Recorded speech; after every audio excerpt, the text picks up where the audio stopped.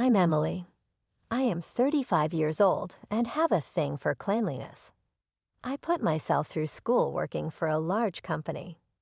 I am always told by my friends that I supposedly take things too seriously, and yes, it's true I hold on to receipts, still from food 2 years ago.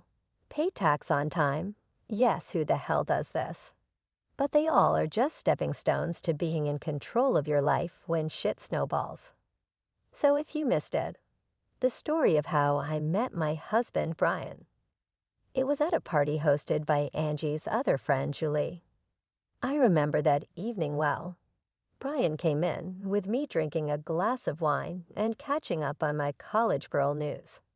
He was older, stocky, and self-assured with a crackling smile. A manager of food sales. "Hey, I'm Brian. Mind if I join you?" he asked, holding a beer and looking directly at me. "Sure, I'm Emily." "Nice to meet you," I replied with a smile. We started talking, and I was surprised by how easy it was to chat with him. We discovered that we both loved and had a shared passion for classic rock music. A few months into our relationship, Brian invited me to his sister Lauren's barbecue. It was my first time meeting his family, and I was a bit nervous. When we arrived, Lauren greeted us warmly, but her 5 kids were a different story. They were running around, screaming, and throwing toys everywhere. "Hey, Lauren, this is Emily," Brian said, introducing me. "Nice to meet you, Emily," Lauren said, barely holding on to James, who was trying to squirm out of her grasp. "Nice to meet you all," I replied, trying to hide my discomfort. As the evening went on, the kids got wilder. They were climbing on furniture, throwing food, and yelling at the top of their lungs. I looked at Brian, hoping he would say something, but he just smiled and shrugged. "Aren't they just full of energy?" he said with a chuckle. I forced a smile and said, "Yeah, they sure are." As Brian and I got closer, we started talking about our future together. He proposed to me during a hike on top of a beautiful hill overlooking the valley. It was simple and sweet, just the way I liked it. Our wedding was lovely, except for one little problem: Lauren's kids. They were running around, making a mess, and being loud. Lauren didn't seem to mind, and Brian thought it was funny. "Look at them, they're having so much fun," Brian said, laughing as he watched them spill drinks and toss food around. "Yeah, but they're also making a huge mess," I replied, trying to keep calm. "Oh, come on, Kel. They're just kids. Let them enjoy," he said, shrugging it off. I didn't want to spoil our special day by arguing, so I let it go, hoping things would get better once we settled into our new life together. After we got married, Brian and I decided to buy a house. We had been living in a rented apartment, but we wanted a place of our own. I was really excited about this new chapter in our lives. One evening after work, Brian and I sat down to talk about our finances and how we would manage the costs for our new home. "Emily, we need to figure out how we're going to split the costs," Brian said, leaning back on the couch. "Yeah, I've been thinking about that too," I replied. "I can handle the furniture, appliances, and some art pieces. What about you?" "Well, I was thinking I could buy you a new car." "I know your old one is giving you trouble," Brian suggested. I was surprised and happy. "Really? That would be amazing." "My car is practically falling apart." "Yeah, I've seen it struggle." "It's time you had something reliable," he said with a smile. We started house hunting right away. After a few weeks of looking, we found a beautiful house that we both loved. It was a bit expensive, but we decided it was worth it. Moving in was a busy process, but I was excited about decorating our new home. I spent a lot of time picking out furniture and appliances, making sure everything was nice and stylish. One Sunday, Brian surprised me with the new car. It was sleek, shiny, and I was thrilled. Brian, this is incredible. Thank you so much. I hugged him tightly. You're welcome, Emily. You deserve it, he said, looking proud of himself. As we settled into our new home, things seemed to be going well. We both enjoyed our jobs and loved coming home to our cozy house. But small things started to bother me. Brian's laid-back attitude, which I once found charming, was beginning to annoy me, especially when it came to household chores. Brian, can you help me with the dishes tonight? I asked one evening after dinner. I had a long day at work. Can't we just leave them for tomorrow? He replied, looking at me with pleading eyes. Brian, we can't keep putting things off. I'm tired too, but we need to keep this place clean. I insisted. Fine, I'll do it, he said with a heavy sigh as he got up from the couch. A few months into our marriage, I started worrying because I couldn't get pregnant. It was really stressing me out. I went to the doctor, and he told me to be patient, that it would happen when the time was right. Still, it was hard not to worry about it. Meanwhile, Brian's sister Lauren, with her 5 kids, was visiting a lot. Lauren lived in a neighboring state, but you'd think she lived next door with how often she was around. Every time she came over, she'd unload all her problems with her husband on me. It was nonstop. Emily, you won't believe what Richard did this time. Lauren would start, rolling her eyes. Lauren, can we talk about something else for once? I'd ask, trying to steer the conversation away from her marital drama. Oh, come on, Emily. I need to vent. You're the only one who understands, she'd reply, not getting the hint at all. And her kids were a nightmare. As soon as they stepped into our house, it was like a circus. They'd run around, fighting with each other, throwing food, and just being loud. Guys, can you calm down, please? I'd say, trying to keep my cool as they tore through the living room. Why are you always so uptight, Kel? Lauren would snap at me whenever I tried to get her kids to behave. They're making a mess, Lauren. I just cleaned the house, I'd respond, feeling my patience wearing thin. Well, maybe if you had your own kids, you'd understand. She shot back one day, her words hitting me like a punch in the gut. I was shocked by how insensitive she was, especially since she knew how hard I was trying to get pregnant. It felt like a slap in the face, and I couldn't believe Brian didn't say anything to defend me. Brian, are you going to let her talk to me like that? I asked, my voice trembling with anger and hurt. Emily, calm down. You're making a big deal out of nothing, he said, taking her side again. A big deal out of nothing? She just insulted me in my own home, I shouted, feeling tears start to form. I was so fed up. I couldn't keep living like this, constantly being disrespected in my own home, with my husband always siding with his sister. It was clear that something had to change, and soon. One Sunday, Lauren showed up with her 5 kids. She dumped them on me and said, Emily, I need a break from parenting. I'm going shopping. I couldn't help but chuckle at her mention of parenting. The woman barely knew what that meant.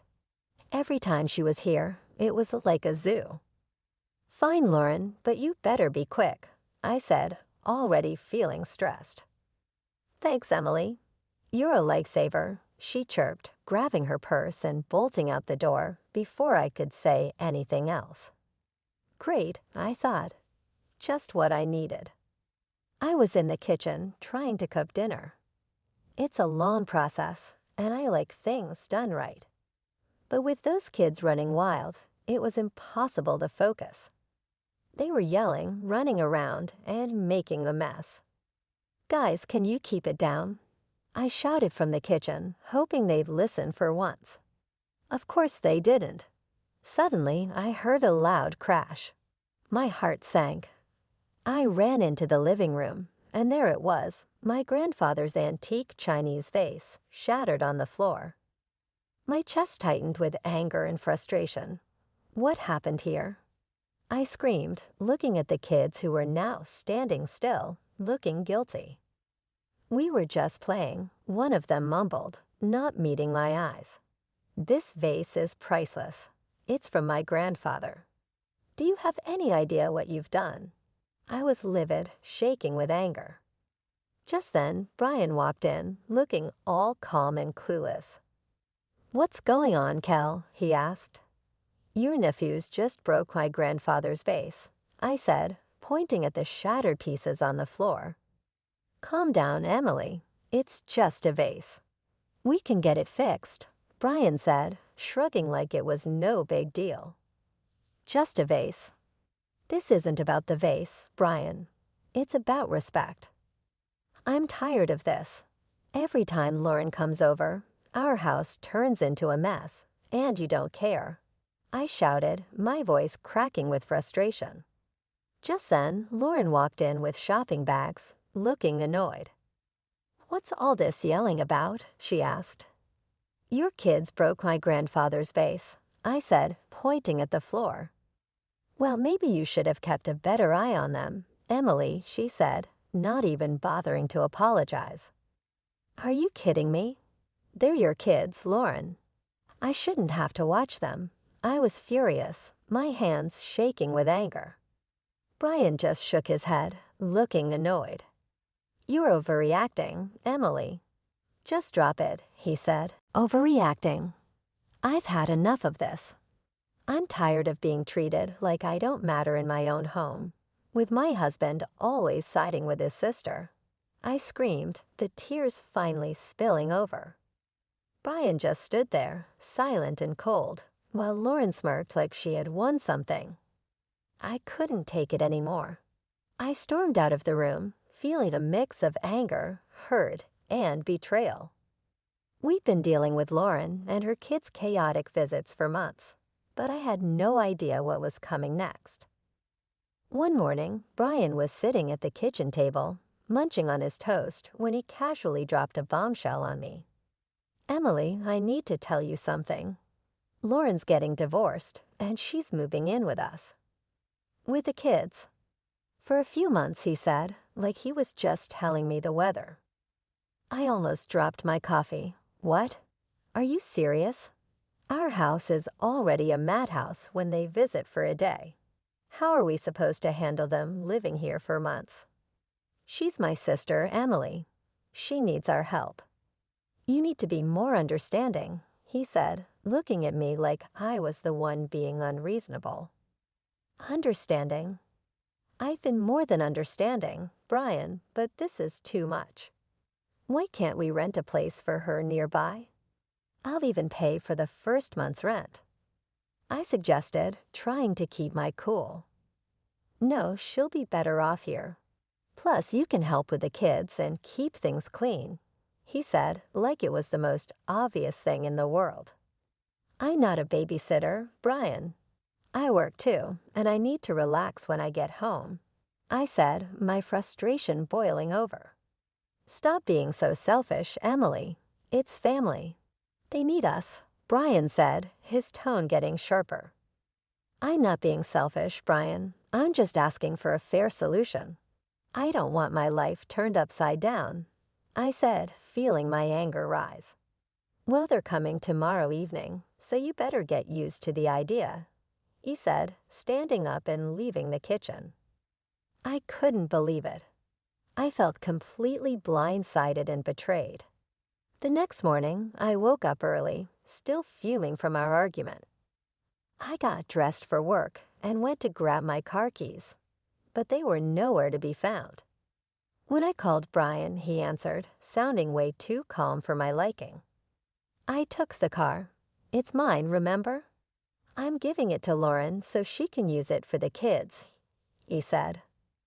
I was stunned into silence for a moment. "You're giving my car to Lauren? Are you serious right now?" "It's not your car, Emily. I paid for it, and she needs it more than you do," he said, sounding matter-of-fact.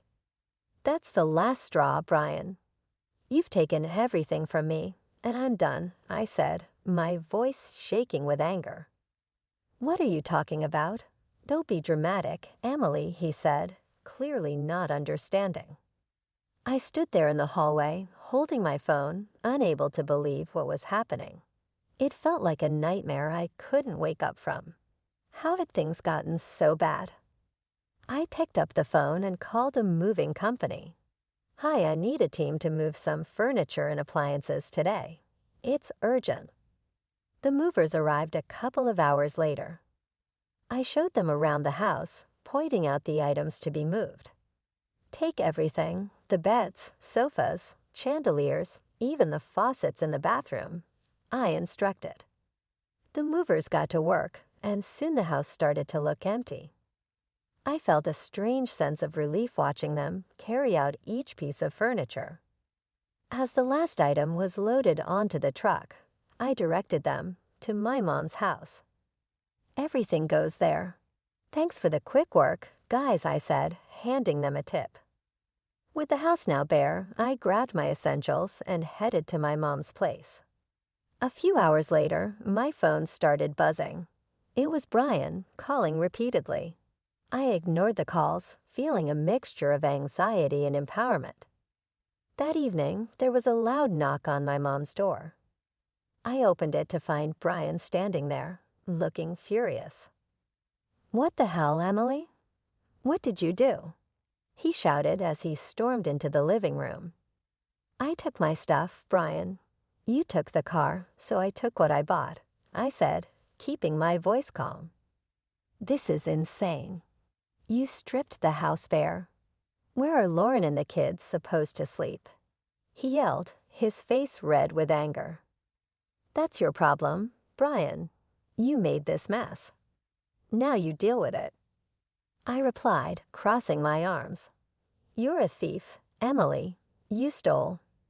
"Everything," he shouted, waving his arms around. "I didn't steal anything. Here are the receipts," I said, pulling out a folder and showing him the proof of purchase for all the furniture and appliances. He looked through the receipts, his anger turning to frustration. "Fine, Emily. If this is how you want to play it, I'll file for divorce," he said, exasperated. I took a deep breath and handed him a stack of papers. "Already done. Here are the divorce papers. Sign them and we're done." He stared at the papers, his face pale. "You're really serious about this, aren't you?" "Dead serious, Brian. I deserve better than this," I said, feeling a strange sense of calm watching over me. He took a pen from his pocket, signed the papers without another word, and handed them back to me. "Fine, Emily. Have it your way." I watched as he turned and walked out of my mom's house, the door slamming behind him. I stood there for a moment, feeling a mix of relief and sadness. It was over, and I knew it was the right decision. That night, I sat down with my mom and talked about everything that had happened. She was supportive and agreed that I had made the right choice. "Emily, you've been through a lot. It's time you focused on yourself and your happiness," she said, giving me a comforting hug. "Thanks, Mom. I just need some time to figure things out," I replied, feeling a weight lifted off my shoulders. Over the next few days, I started to settle into a new routine. I began organizing my new space at my mom's house and planning my next steps. It was a fresh start, and for the first time in a long time, I felt hopeful about the future. I knew the road ahead wouldn't be easy, but I was ready to face it. I had taken back my life, and there was no turning back. After divorcing Brian, we sold our house and split the money. It was time to set up my own place. My mom's house was great for a while, but I needed my own space. One afternoon, I was sitting in the kitchen with my mom, looking at listings on my laptop. "Mom, I think I've found a place that looks perfect. It's a small apartment downtown, close to work," I said, showing her the pictures. She looked over my shoulder and smiled. "That looks nice, Emily. Have you called the realtor yet?" "Not yet, but I'm going to do that right now," I said, feeling a bit excited. I dialed the number and waited for the realtor to pick up. After a few rings, a friendly voice answered. "Hello, this is Larry. How can I help you?" "Hi, Larry. My name is Emily. I'm interested in the apartment you have listed downtown. Is it still available?" I asked, crossing my fingers. "Yes, it's still available. Would you like to schedule a viewing?" He replied, sounding hopeful. "Absolutely. How about tomorrow afternoon?" I suggested, trying to sound calm. "That works for me. I'll see you at 4:00 p.m., Larry said before we ended the call. The next day, I headed downtown to meet Larry and check out the apartment. When I arrived, he was waiting outside the building with a friendly smile on his face. "Hi, Emily. Nice to meet you. Let me show you around," he said, shaking my hand. The apartment was small but cozy, just what I needed. It had a nice kitchen, a spacious living room, and a small balcony with a decent view of the city. "This place is perfect, Larry." "I'll take it," I said, feeling a sense of relief. After signing the lease and getting the keys, I started planning my move. I wanted to make this new space my own, a fresh start. I spent the next few days packing up my things at my mom's house and arranging for movers to help me with the big stuff. On moving day, my mom and a couple of close friends came over to help. As we loaded the last box into the moving truck, I felt a mix of excitement and nervousness about this new chapter in my life. "Emily, this is going to be great for you. A fresh start is just what you need," my mom said, giving me a reassuring hug. "Thanks, Mom. I'm really looking forward to it," I replied, smiling. We drove to my new apartment, and with everyone's help, we had everything unloaded and set up in no time. As I looked around my new space, I felt a sense of accomplishment and excitement for what lay ahead. That evening, I invited my mom and friends to stay for dinner to celebrate the move. We ordered pizza and sat on the floor surrounded by boxes and laughter. "Cheers to Emily and her new place," my friend Julie said, raising her glass.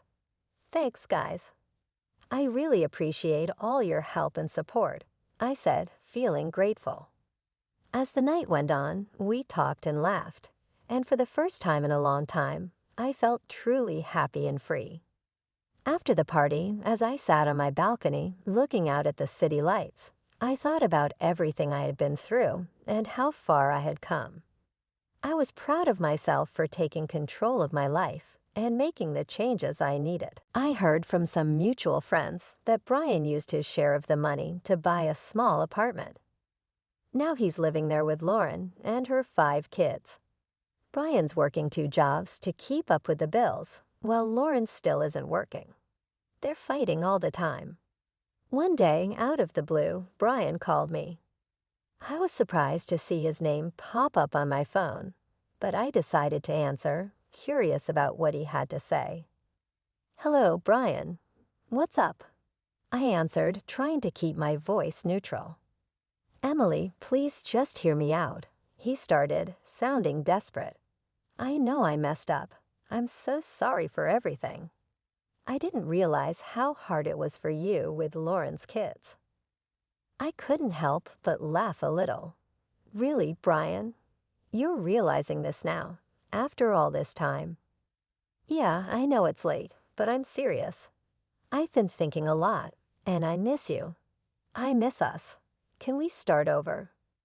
I'm ready to move into your apartment and make things right," he said, his voice almost pleading. I chuckled, shaking my head in disbelief. "Brian, you've got to be kidding me. You think you can just waltz back into my life like nothing happened?" "Emily, I'm serious. I'll do whatever it takes. I'll even take on more work to make it up to you," he insisted, sounding more desperate. "Brian, I've moved on. I'm happy now. I'm not looking to go back to that mess," I replied firmly. "Come on, Emily. We can make it work this time." "I've changed," he insisted.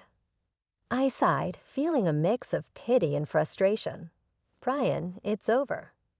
You need to focus on your life and your family. I'm not interested in going back to that chaos. Emily, please. I'm begging you, Brian said, his voice breaking with desperation. Brian, no.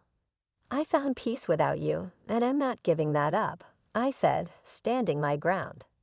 Take care, Brian. I hope you find your way. I hung up the phone, feeling a strange mix of relief and closure. It was clear that Brian was struggling, but I couldn't let his problems drag me back into a situation I had worked so hard to escape. Later that day, I met up with Julie for coffee and told her about the call. We sat in our favorite little cafe, the aroma of fresh coffee and baked goods filling the air. You won't believe who called me today, I said, rolling my eyes as I stirred my coffee. Who? Julie asked, raising an eyebrow and leaning in with curiosity. Brian. He actually begged me to take him back and let him move into my apartment, I said, shaking my head in disbelief. Julie burst out laughing, nearly spilling her coffee. Are you serious? What did you say? I told him no, of course.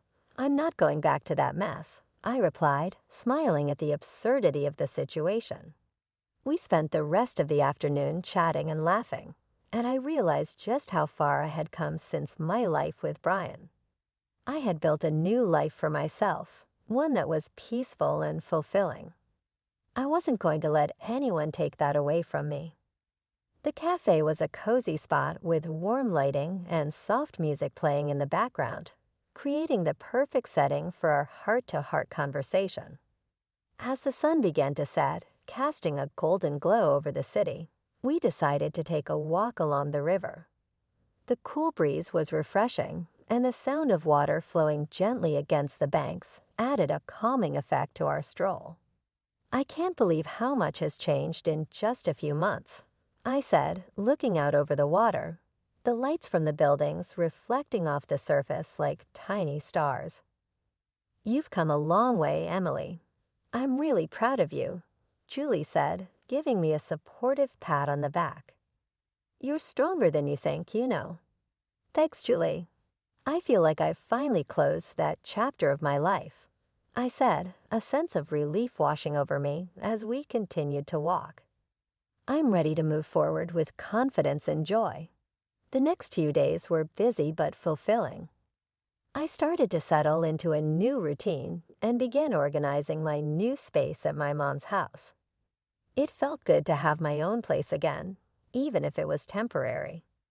My mom's house was warm and welcoming, and she was incredibly supportive during this transition period. I spent a lot of time decorating my room, making it feel like my own little sanctuary. I put up some of my favorite artwork, arranged my books on the shelves, and set up a cozy reading nook by the window. It was a space where I could relax and feel at peace, away from the chaos and stress of the past. One evening, as I was unpacking the last of my boxes, my mom came into the room with 2 cups of tea. Thought you might need a break, she said, handing me a cup and sitting down on the edge of the bed. Thanks, Mom. I appreciate it, I said, taking a sip of the warm tea. It was soothing, and the familiar taste brought a sense of comfort. You've been through a lot, Emily. It's time you focused on yourself and your happiness, she said, giving me a comforting hug. You deserve it. I just need some time to figure things out, I replied, feeling a weight lifted off my shoulders as I looked around my new space. Over the next few days, I continued to adjust to my new life. I started planning my next steps, looking into new opportunities, and setting goals for the future. It felt like a fresh start, and for the first time in a long time, I was genuinely excited about what lay ahead. One afternoon, I decided to go for a walk in the nearby park. The weather was perfect, with a gentle breeze and clear blue skies. As I walked along the tree-lined paths, I thought about all the changes I had made and how far I had come. I felt a deep sense of satisfaction and peace, knowing that I was on the right path. I bumped into some old friends while walking and ended up spending the afternoon catching up with them. It was great to reconnect and share my experiences, and they were happy to see that I was doing well. We talked about old times, laughed about silly memories, and made plans to meet up more often. It was comforting to know that I had a strong support system and people who cared about me. As the sun set, I headed back to my mom's house feeling content and hopeful. I knew the road ahead wouldn't always be easy, but I was ready to face it with courage and determination. I had taken back control of my life, and now I wasn't going to let anyone or anything disrupt my newfound peace and happiness.